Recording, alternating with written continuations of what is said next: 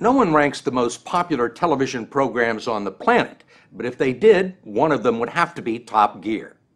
The British Automotive Show is seen by 350 million viewers in 170 countries every week, not including the clones it's inspired in Russia, Australia, and the United States.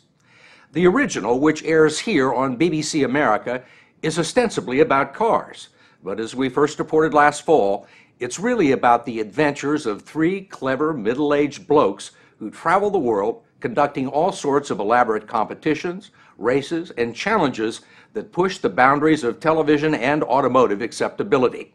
Part reality show, part buddy movie, part Monty Python.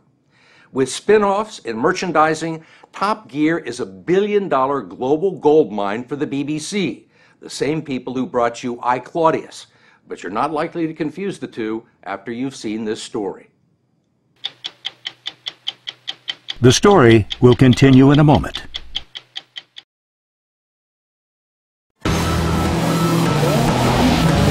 There's nothing on television quite like Top Gear. What began as a boring automotive program in the 1970s has morphed into this. That's the most amazing road I've ever seen.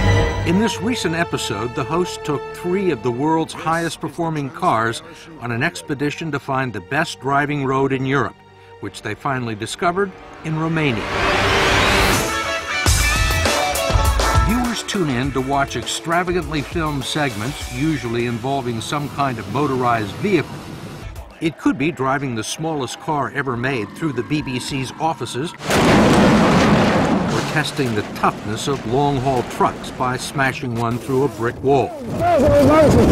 There's a news section, car reviews, and a talk show segment with international celebrities Cameron Diaz and Tom Cruise! who must agree to turn some laps in an underpowered Kia to demonstrate their driving prowess. Last summer, Tom Cruise nearly killed himself while clocking the season's fastest lap.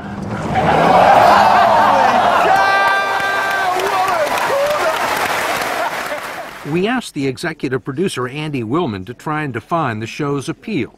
It's a journey into the male mind, which I believe is a really potentially very funny place, because, let's face it, nothing happens there. The show's popularity has turned a trio of aging automotive journalists with schoolboy senses of humor into worldwide television stars. Now, I like the idea that us three are arbiters of taste. Yes, we are. First among equals is Jeremy Clarkson, a big, bombastic, chain-smoking newspaper columnist who is one of the best-known commentators in the UK. His subversive personality sets the tone and drives the action. I mean, you said some pretty outrageous things. All BMWs are driven by people who are psychologically unfit to drive anything more powerful than an electric razor. Yeah, that certainly was the case. I would change that to Audis now, but it was the case with BMW. You need to look at why did that person buy a BMW? There's something about the image of the car that appeals to them. They are what my son calls winners. They like to win. I don't want to go to squash, I want to win. And there's no sense of, well, it was a good game. I want to win, and I'm going to be cross if I lost. There's always that BMW thing. What makes a good car for you? Soul. Soul, definitely soul. Something that you just think, wow, there's something about this thing. It's talking to me. It's unbelievable. Clarkson's regular foil is James May, a connoisseur of cars and superior engineering. What's the fastest you've ever driven in a car? 259.2 miles per hour.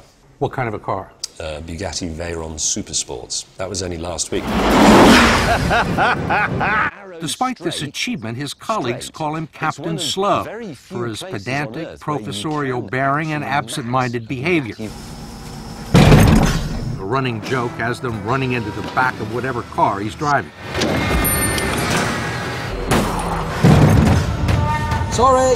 Richard Hammond is the shortest and the youngest of the lot. He's called the hamster. He's the only one who bothers to whiten his teeth, dress stylishly, or feign sincerity when trying to explain the show. Effectively, it's three middle-aged-ish men exploring their passion for cars and how cars matter to other people. This all-male lineup strikes some as subliminally sexist, yet somehow Top Gear manages to attract a huge family audience that is 40% female. Women can look at us and go, and they can look at their partner who's got the Fritos and the drinks and a massive stomach, and they can go, "You're not so bad." Broadly speaking, the show uses cars and the people who drive them to comment on contemporary society. Take those slow-moving, road-hogging campers, which the British call caravans. Over the years, they've turned the destruction of them into an art form. I know in America it's a big deal, camping. But here, really, camping is just the end of the world, because it always rains, and I can't see why that's a holiday. Come on, everybody, we're going to go away and defecate in a bucket and live in a field in a small box, and getting everybody's way on the way there. I mean, look at... Many of their segments are vaguely disguised as pieces of consumer journalism. You put the news on, you always see news about Third World Wars. And there's an army inside a Toyota pickup with Kalashnikovs. And it always, you just sort of watch and go, it's always a bloody Toyota pickup, isn't it, you know? And then you think, they must be like the cockroaches in a nuclear explosion. They cannot stop. So then you go, hang on, there's a film in that. Several films, actually, where they set out to destroy it, only to drive it away after minimal repairs. After the Toyota survived this building demolition, they retired it to a place of honor in the studio. Oh, God. They all agree that one secret to the show's success is their often toxic relationship. Sorry, I was perfect with you about this. You're now going to get macheted to death. Which was on full display during a road trip in Bolivia. James is killing Jeremy. The chemistry that exists between Richard, James and I has rather taken over. Now, you can't really engineer chemistry. That just happens. We really genuinely loathe each other. Come on, Richard and James, everybody! Top Gear is taped inside a hangar at an old RAF airfield outside London. Their offices are a maze of dilapidated trailers that abut a specially built test track. This is the realm of the Stig, the show's fourth on-air personality, an anonymous professional race car driver who doesn't speak. The Stig was a happy accident. We couldn't find a racing driver capable of an intelligent comment. That's a problem that you find around the world. And then, I think Jeremy said, why does this driver need to talk at all? We tried to get him to utter a few syllables when he took us on a test drive in the new Camaro. It's a nice day for a drive. It didn't work. Driving 130 miles an hour and screeching around the hairpin turns, we didn't even hear a grunt. This is fun. What's his appeal? Well, kids like him because he's kind of... They love a helmeted thing, you know, and all that kind of superhero. He is also the perfect marketing tool, and his image helps sell the brand across the globe, subsidizing one of the biggest budgets on the BBC. France! We can see France! Some of their elaborate stunts belong in the Guinness Book of World Records. They successfully crossed the English Channel in a Nissan pickup truck they converted into an amphibious car. They raced across the spine of Africa in junk heaps they bought on the local economy in Botswana. Yes! But one adventure stands above the rest. The absolute best thing we've done, North Pole, probably. No one else is going to do it, that's why. Let's go to the pole! Go! In a race to the top of the world, Hammond ran alongside a dog sled, while Clarkson, May, and the camera crew made the trip in a specially equipped 2-ton truck.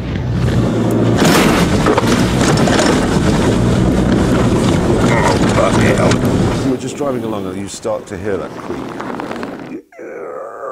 As the ice started to creak, if the car had gone through, we would have been finished. It's minus 60 degrees, minus 70 degrees, we'd have been dead within 2 or 3 minutes. That was a time where you think, oh God, what am I doing here? They brought along gin and tonic to keep them warm. You've got gin! And ended up taking a lot of heat for drinking while driving. Well, you see, that's the thing. You use the word driving, but technically it's actually a frozen ocean, so it's sailing. And you can sail if you've had a few drinks. This was our argument, and they, again, the BBC just went, yeah, great. The show manages to careen into controversy almost every week, usually for something Clarkson said.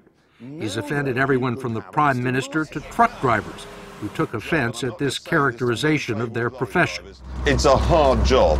Change gear, change gear, change gear, check your mirrors, murder a prostitute, change gear, murder, check your... That's a lot of effort in a day. I mean, it's a weekly occurrence that somebody will complain, Top Gear was on last night, and it's just, you sit back and wait for the complaints. But if you start to pay attention to everybody's concerns, you end up with something bland and boring. So you sort of have to ignore everybody in order to do the show how we want to do it. The most consistent criticism from constables is that the show glorifies speed. It's so quick, it can destroy your entire face. What did Aldous Huxley say about speed? I forget. It was, speed is the only truly modern sensation. Speed is great. Speed works. Where would we be as a species without speed? You know, we'd still be eating mud. I am an alien! One of the most hair-raising adventures was in the U.S. They were each given $1,000 to buy a car in Miami and drive them to New Orleans. When they reached the Gulf Coast, the producers gave them a special challenge. Okay, it says here we must not be shot or arrested as we drive across the proud state of Alabama, but that we will get bonus points if we can get one of the others shot or arrested. Clarkson came up with the idea of painting slogans on each other's cars that were designed to test the limits of Southern hospitality. So I was saying, well, what would really wind them up? I mean, I'm bi and man love rules okay and country and western music is rubbish and all of the other things, Hillary for president that we wrote. Here we are, sweet home Alabama. Pew, pew, pew. We stopped at a gas station and a woman came out walking towards me and Jeremy. Now, are y'all gay looking to see how long it takes to get beat up in a hick town? I'm not gay, I'm married. NASCAR sucks, country and western is rubbish. Guess what? You're in a hick town, man. We're going to die now. I recognised straight away, coming from quite a rough northern town here, that it was ugly. It was going to become ugly. She said she was going to get the boys. By then, pickup trucks full of people with guns were turning up and sort of milling around. And a massive guy in the middle of the forecourt had begun a countdown from 10, 9, 8. I don't know what he was going to do when he got to 1. He was operating at the very limit of his capacity, counting backwards from 10. But whatever was going to happen at 1 was going to be bad. So we ran. We just ran away. People really threw rocks at you. They really threw rocks at us. They pursued us in pickups. You didn't see all of it because the camera crew had to run away as well. And, yeah, actually that's the most frightening and dangerous thing we've ever done. I did fear for my life slightly. Holy crap! But the episode that had the critics screaming for its cancellation put Richard Hammond behind the wheel of a vampire jet car going 300 miles an hour. Then a tire blew.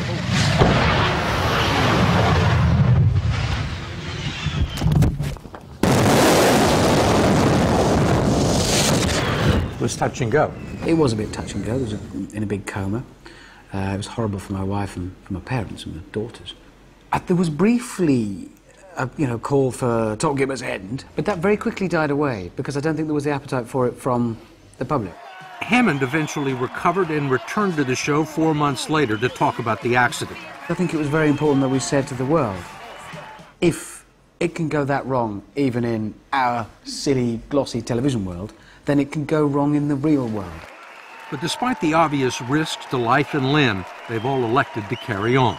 We've had this arrangement so that you'd have to announce it on the following week. You know, this week, unfortunately, James May was killed making that item. And then you'd have to pause momentarily, but the next word, and we've all agreed on this, should be anyway. So you go, James May was killed, they're making that item.